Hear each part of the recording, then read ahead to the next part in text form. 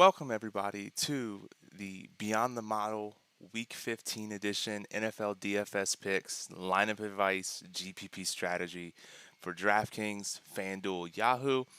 I am your host, Moose, at CFB underscore Moose on Twitter is where you can find me, co founder and data guru here at OccupyFantasy.com. Alongside Brian, he's about 10 feet to the left of me over here, co-founder and CEO of OccupyFantasy.com at Brian Jester FF on Twitter is where you can find him. Brian, how's it going? Good Moose has been a hectic couple of days here. And yeah, obviously different location, different time for this show, but we have a lot more information now than we normally do on our Saturday shows. So yeah, happy to be here. Exactly, yeah. So for those who don't know, for the 18th straight video, Brian is a contestant in the Fantasy Football World Championship that takes place here in a couple of hours. We're over here in Arizona, so apologize for the setup that we have. If there's any issues with the audio or video or anything like that, please put it in the chat so I can go ahead and get that fixed. So, what is this show about? This is basically Brian and I chopping it up for about 30 minutes, answering your questions as well. We have the daily plug that was put out by our NFL writer Chris with all the good plays, the official recommendations with stacks. We're here just to talk a little bit more beyond that, see if there's anything else we like, just kind of chop it up and have a good time with it. So, Brian, the big question: you got some small field contest today. I think it's a pretty big one. How do you feel about it? I feel pretty good. I think today is super interesting. And I don't know if we've seen many slates like it this year where the ownership is really, really condensed on a few plays. If you look at the afternoon games compared to the early games, the totals are so much higher. And as I was just debating stack ideas earlier in the week when the slate first came out, I said, let me just go 1 o'clock to 4 o'clock, see which games stand out. Every single 1 o'clock game has a low total, while the 4 o'clock games are looking to be fireworks. So makes it difficult, I think, to get different. So, but it is interesting, and there are some very, very clear good plays. It's a delicate balance of balancing the ownership and getting different.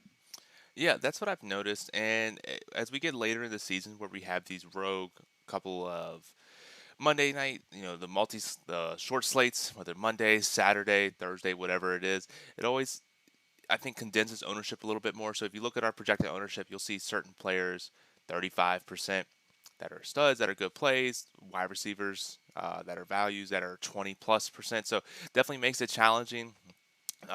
Which kind of leads up into the first question that we have here, Brian. It says, from Top Miami, Demario Douglas or Mingo on DraftKings for the big $3.20 max.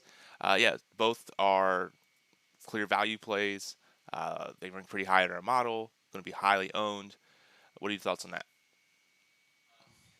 For me, it's clearly Douglas, and this is probably a good transition into one area we need to talk about in this video is the weather today, and maybe that's where we get a little bit of an edge in our high risk contest. Atlanta and Carolina specifically looks like 15 mile an hour to 25 mile an hour winds, 35 mile per hour gusts. Going to rain the entire game. That total has dropped more than 3 points since it opened. I'm Xing everyone out from this game. I understand the appeal to play Bijan. I know he's the cover boy of this video. However, I did make that on Monday. Just full transparency. But this game looks like it's a washout. Two low ceiling teams, and that ceiling is lowered even further with the weather. Chicago and Cleveland looks okay, nothing too bad. And then there's a couple other spots. Miami and the Jets should see some wind. Dallas and Buffalo's the big one. It looks like the weather's going to hold off for the most part. That could change if somehow the storm system ends up over the stadium. It could downpour for the entire game, which obviously would ruin that game environment. It doesn't sound like that's going to happen, but it's something we have to be vigilant about. Exactly, yeah. And speaking of the weather, Chad has a question here. What are your thoughts about Falcons defense? Yeah, I love them. I boosted them in my own stuff today, just looking at who I'm going to play. Obviously, they're a little bit expensive, but you already have a low ceiling offense in Carolina, and now you have dramatic weather to boost the opposing defense. So yeah, I like Atlanta's defense if you can get up to them. Makes sense to me, yeah. And then so we also talk about just like some other stacks, just kind of just talking back and forth. We have our stack rankings that we talk about before the show. And Brian, it seems, at least for me, we have pretty similar top stacks, and I think that's because of the value that we have in all the positions today, running back, wide receiver. So I'll let you kick it off for your first stack. Okay, sounds good. And I think for me, the number one is LA and Washington. And this will not be a surprise to anyone. It won't sneak up on anyone. If you look at the projected ownership, I'm just pulling it up right now. What we have as far as ownership goes, we have Matthew Stafford near 20% in high risk contests. So smaller contests, he'll probably eclipse 20%, which is pretty crazy for a non-rushing quarterback on a 10-game slate. Mhm. So that's an interesting pivot if the field is really going to play really heavily in LA stacks. And obviously it makes sense. Like Washington's a terrible defense. However, they're coming off a bye. The game total has increased. Pieces are cheap here. You look at Kyron Williams is going to be one of the highest owned players at the position on the slate in general. Cooper Cup not as highly owned. Demarcus Robinson's going to get some love as their wide receiver three. He's been running a bunch of routes. We know that LA runs a bunch of three wide receiver sets. Tutu Atwell's in concussion protocol. He will not play, so Demarcus Robinson will be the number three. And it makes it super cheap. And if you want to run it back, Brian Robinson is out for Washington. Antonio Gibson also going to be one of the highest owned players of the slate. So, there's not much difference between our personal stack rankings and what the field is doing in this game. It looks like a great spot. So the question is, do you play it and just hope it fades? Hope it fails? Do you overstack it? Do you play some of the lower owned pieces from this game? Or do you just look for another game environment that has similar upside? Obviously, the big benefit of this one is the pricing that allows you to fit in because Moose, you and I both have Buffalo and Dallas ranked highly, assuming the weather holds off. But obviously, that game is much more expensive to stack. It is, and I do like this side. I think you can get a little bit different by going with the Washington side. Trying to pull up here on the model. Sam Howell, 6,300, a little bit less projected ownership than Matthew Stafford. I think if you just overall stack, I think everyone's going to be stacking the LA side just to get a little bit different. You can stack the Washington side, bring it back with someone from LA. I think that'll get you a little bit different there. And as long as you don't play every 35% value wide receiver, you'll be different. So I like that side. I think you can play it both ways. Overall, I think one of my top stacks as well. Moose, let me ask you this. I think one way we could play this slate is flipping it because we have Kyron at 30 something percent, CMC obviously at 30 something percent. And you look at the wide receiver ownership. I'm just going to sort on my end here. We have Jaden Reed over 20%. We have Rashi Rice. Uh, who else we got down here? Demario Douglas, Demarcus Robinson, Terry McLaurin even at 5,600. D Hop at 6,200. Whereas you look at the stud plays, Tyreek 6%. Whether or not he plays, we'll find out here in 30 minutes or so. ED 12%, Stephon Diggs 10%, Cooper Cup 14%, Debo 10%, Mike Evans 5%, Waddle 3%, Ayuk 12%. Like if you flip it and play some cheaper running backs and play 1 to 2 stud receivers, that's still a very high ceiling lineup that the field won't do as often. So obviously that's something that I'm toying with this morning. Yeah, it's always tough because you see these like clear value plays, and then it's like, is it really worth playing 20 and smaller contests, 30, 40% of this random wide receiver, where we can play an actually good wide receiver for one fourth the ownership on a high powered offense? Right. Yep. Exactly. And that's, I mean, when you put it that way, the decision seems very clear for high risk contests. Obviously, low risk contests, you want to side with the ownership here, but Yeah. I think in high risk settings, yeah, that makes a ton of sense. Yeah, and so that kind of leads into what I actually have as my top stack is that Dallas Buffalo, assuming the weather holds off. It is an expensive stack, but pretty much everyone there is 10% or under. Just again, we're trying to play the good plays here. And I think you can find some value elsewhere. There is some value at running back that allows you to fit that in. Every defense is apparently super cheap. There's a handful of tight ends that are also. Let me pull up the tight end model here. But outside of Trey McBride, pretty much everyone is super cheap. Kittle, excluding Kittle as well. There's also, I mean, Kelsey. There's a handful of like the studs, but Jake Ferguson 4,800, Chig 2,900. I mean, there's a handful of tight ends, other positions that you can get that aren't as popular that allows you to fit in this super high powered offense of Dallas and Buffalo, where you're not playing these super expensive or super high owned value plays. So you can get different there. I even like in small field, Brian, where you could play the big value plays, but get different by playing these small owned stacks as well. Yeah, and that definitely makes a ton of sense. And the one idea that I'm toying with is, do we play Gabe Davis, right? I mean, it would take a lot of intestinal fortitude for $2.5 million to play 5% on Gabe Davis when you know that within the range of outcomes is a big fat zero in your lineup. However, he is on our underperforming wide receiver list this week. in one of the highest total games on the board, in one of the actual good offenses of the week. I mean, we get big play Gabe, 30-point upside at low ownership in a high likely scoring game environment. I mean, that's something that has to be appealing. I mean, but even Diggs is an underperforming wide receiver too, and if you've been playing him, you know that for sure because he hasn't been putting up the numbers. He's just 10% owned. So I mean, that game looks really good from an ownership perspective in the likely scoring. I think if you're going to play Gabe Dave, instead of playing Gabe Davis in a $2.5 million small field contest, just bet him at the DraftKings Sportsbook here for to score 2+ touchdowns at like 2,500, something like that. Hell, bet him three at I think it's 175 to one at a couple spots. So instead of doing that, you can mitigate your risk there without playing him. Let's Sure. see here. So we got some people here in the chat. Got a lot of people here in the chat. Again, we're here for about 30 minutes or so. It's about 9:30 this time, 11:30 Eastern time. So if you have questions, go ahead and ask. But Jean Paul says best information for DFS. Thank you. A bunch of people in here saying good luck, Brian. Um, let's see. Sean says is Tyreek a good play at his ownership? It feels like people are staying away because of his price tag and injury. I mean, that's a great question.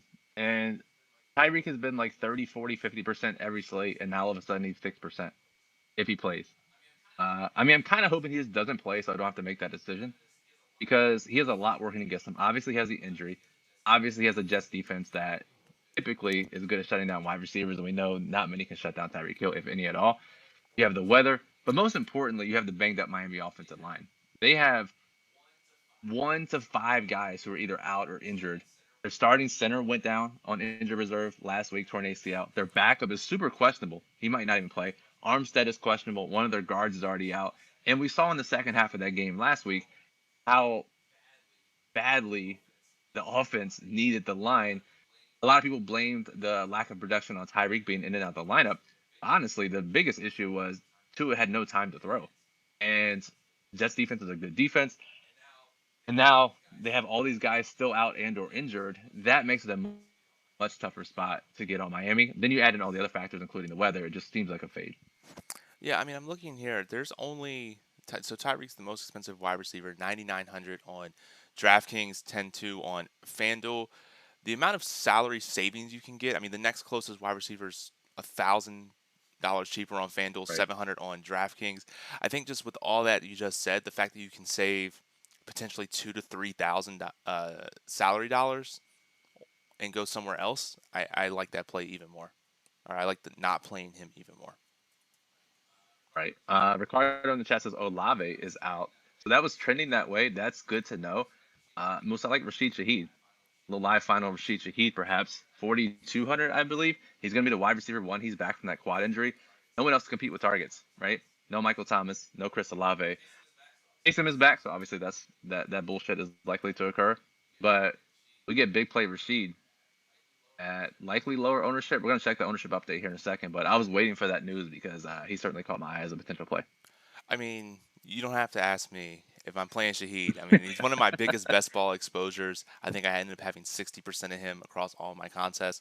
Probably my favorite NFL player out right now. Mhm. He's one of those guys, Brian, that he could go 1 for 60 and one and hit value easily.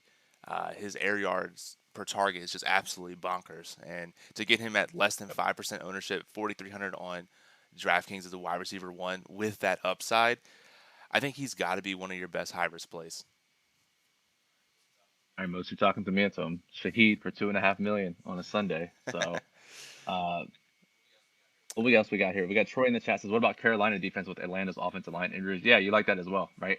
They're obviously much cheaper than Atlanta's defense, so they get the same benefit from that weather. Obviously, Atlanta's going to run like a billion times, so it lowers the ceiling for the opposing defense a little bit in terms of fantasy scoring.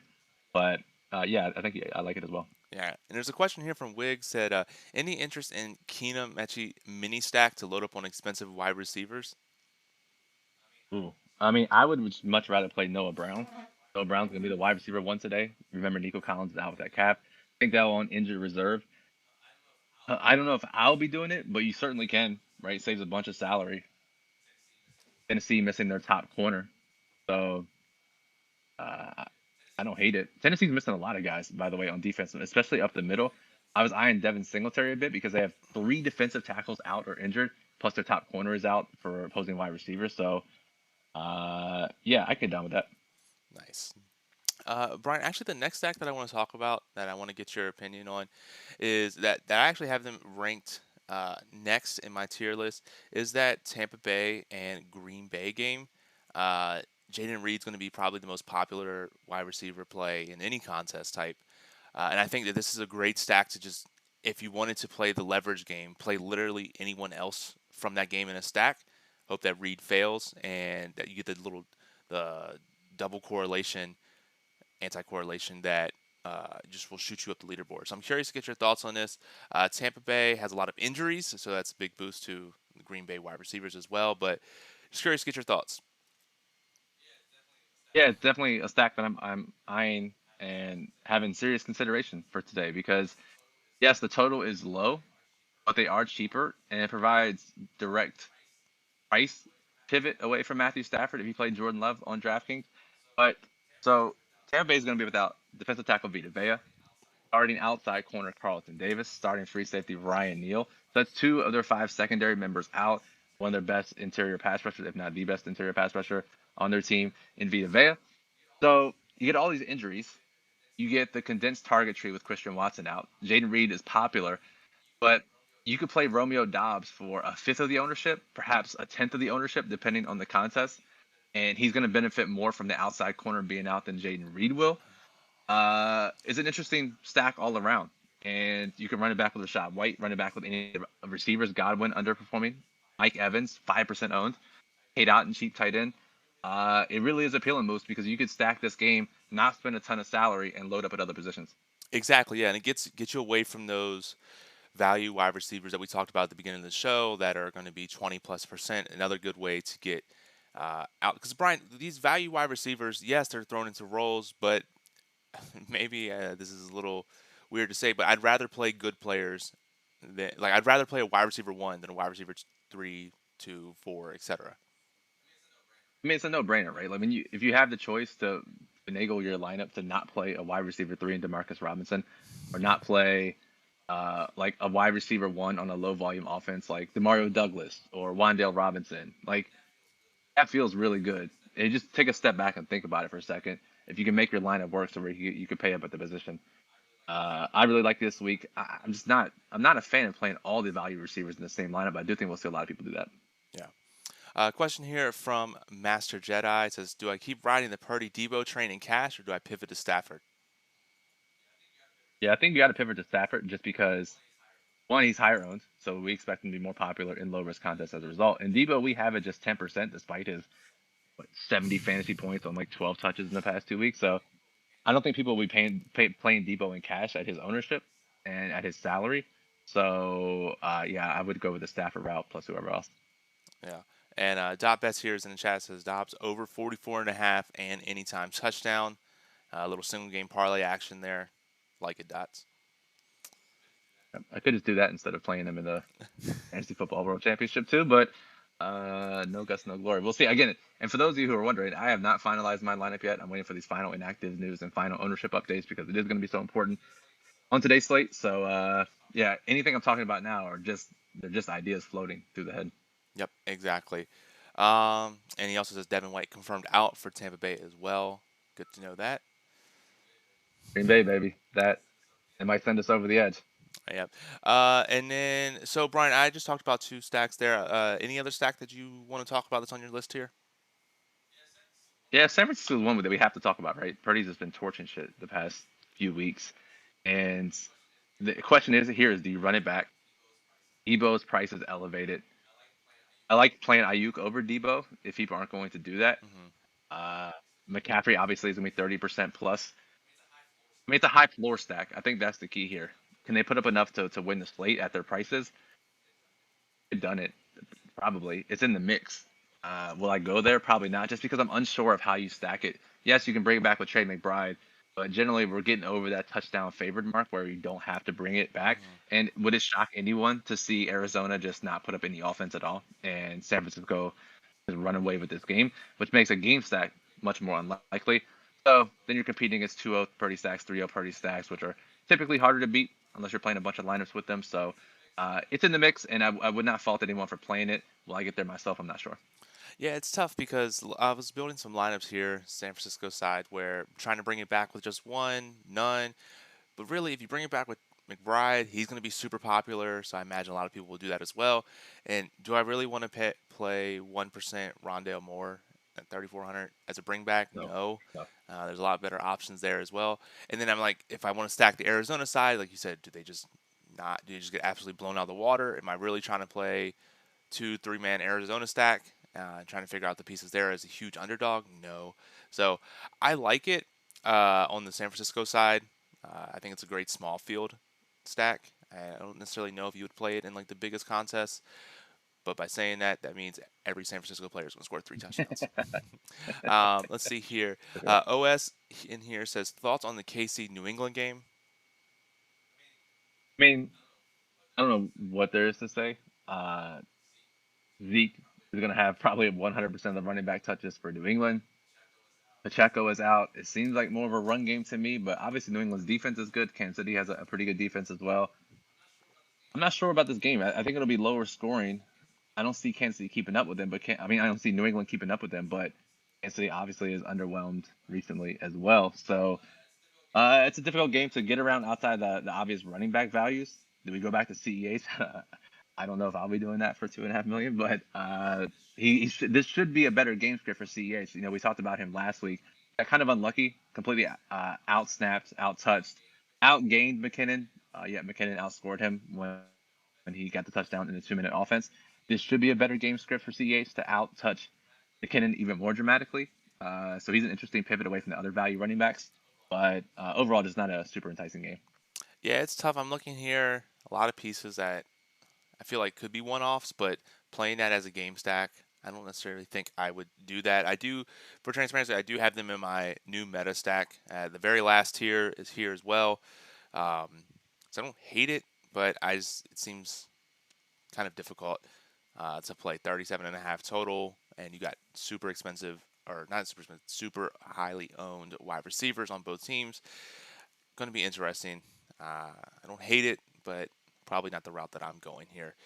Let's see. Troy says Case Keenum 6K on FanDuel, Noah Brown stack, D Hop bring back. Seems like Brian. It seems like a lot of people are on the Keenum train this week. Yeah. I guess I get it, right? He's has performed in the past, but it's just a bad overall situation. He's missing all their top receivers, missing their right tackle. Not a great situation, just in general. Keenum, I don't know the last time he's played, right? I mean, Noah Brown is his wide receiver one. Just think about that for a second. I know we're interested in playing him, but like just from a real life football perspective, that's not great. Missing all the guys on defense. Are they going to get off the field? If you're going to do it, I like bringing it back with Derrick Henry. Mm. Hembert, Houston is missing multiple front seven defenders. This could be a big Derrick Henry game, and no one's really on him. So obviously that's another spot to think about there. I mean, tons of just defensive injuries in general in that game. The big question is, can Case Keenum and a Noah Brown led passing attack keep them in the ball game? Exactly, yeah. And then on the other side, Courtney says Will Levis single entry on FanDuel. Would you do that or think? I don't know. It feels like chasing after the Miami game. I wouldn't be playing it personally. Yeah. And then we're gonna run through these last couple questions. And then Jedi says, what are your thoughts on Mostert today with Achan questionable in the pouring rain? Yeah, it's especially if Tyreek is out. I mean, that offense feels like a complete fade. In the I don't know if it'll rain as much, but definitely the wind.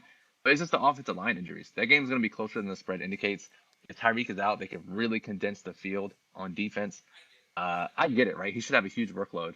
Uh, will probably go overlooked. So I think from just a game theory perspective and a general offensive ceiling perspective, Mostert makes sense. But it really feels like Miami struggles to move the ball today. Yeah. And then last question, OS says FanDuel favorite quarterback is it Mahomes at 8,100? I don't think so for me. Let me pull up the model here. I think Brian, this may be strange to me, but I'm thinking, what do you think about Justin Fields? We haven't talked about that game at all, but he's third in our model, quarterback model, has rushing upside to get the touchdown, only scoring there, only 4% on FanDuel. What do you think about that game? Or I much prefer him over Pat Mahomes. I mean, if you've been watching the games, it's been a struggle for them as well. And then the question is, who do you stack him with? He could easily throw 3 touchdowns and not have a single person that you need in your fantasy lineup. So, yeah, I mean, we just said we don't like that game that much. So Mahomes is not my favorite quarterback. Prefer Fields if you're going to go in that price range, but I also prefer just the other stacks in general that we've discussed. Yes, and actually, Sean Hart here says, Brian, how are you going to spend your million? Are you going to full fade strippers and drugs? I think it's a good low risk strategy there. Yeah, it's a very low risk strategy. I will be full fading strippers and drugs. We will go with a much different strategy if I get first or second place today. Definitely. Cool. And then now, Brian, the last topic that we always talk about are we can call it the generic fast food play until we get a sponsorship for that. But basically, it's our low owned, cheap wide receiver that's going to score a touchdown. For the sake of this show, it is 10% projected on DraftKings using our projection, our ownership model.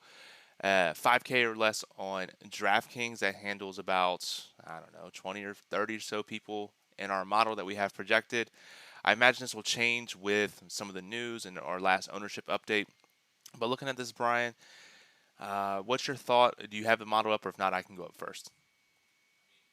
I mean, talked about him already. Am I going to take your pick? You can take them. Yeah, Rashid Shaheed. it's got to be right. 4,300 Yeah. on DraftKings, 4% projected. I imagine that'll go up since Olave is going to be out.